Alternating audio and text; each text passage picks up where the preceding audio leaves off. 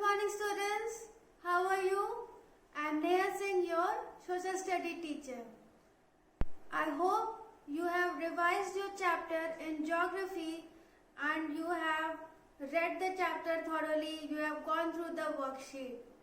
Children, if you remember, in the chapter, you must have learned about the tributaries and all that, the subtropical.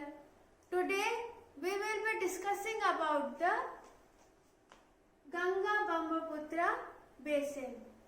You must have heard about the Ganga and the Brahmaputra. Children, if you see, there is a map behind me and one portion has been highlighted with green color. What does it indicate? It indicates the Ganga-Brahmaputra basin. Now, the thing to remember is that how it is formed?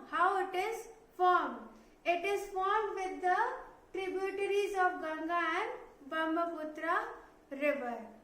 And what are those tributaries? The name of the tributaries are like the Ghagra, the Chambal, the Dibang river, Manas, Titsa. All these rivers, the tributaries, form the Ganga-Brahmaputra basin. I repeat, they form the Ganga-Brahmaputra basin. Children, the second point to remember is the feature of this basin. What are the main features in this basin? The very first one is the plains of the Ganga river, the Brahmaputra river, the plains. The second one is the mountains of the Himalayas. I repeat, the mountains of the Himalayas.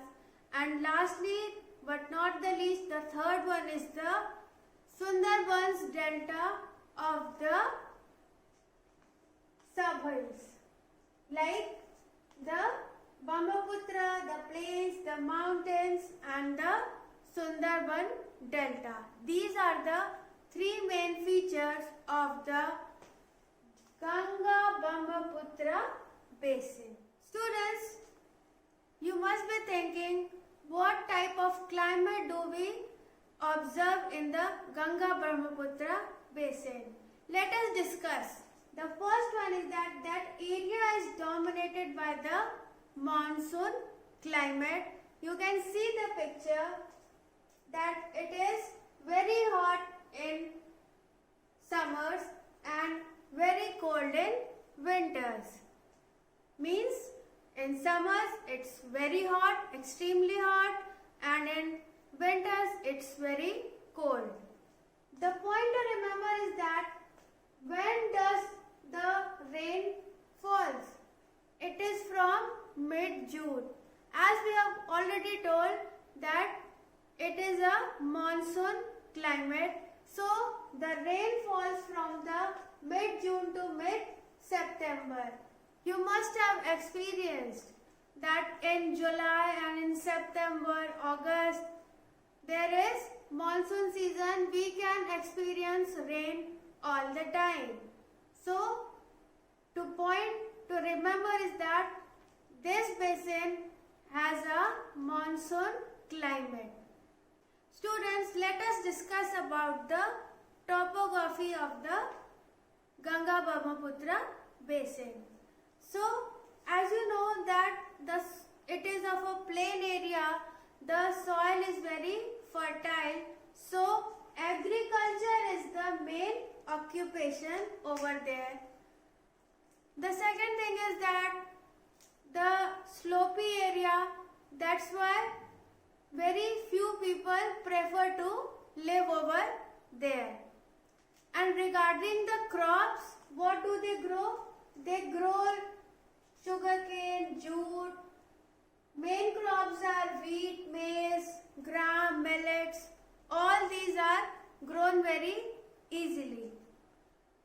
Agriculture is their main occupation over there because the soil is fertile, it is favorable.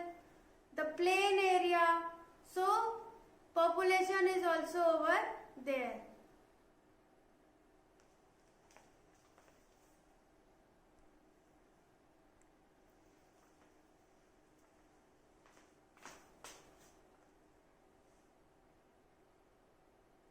The main point to remember is that silk is also cultivated in parts of Bihar and West Bengal, Assam, and for tea it is in Bengal and Assam.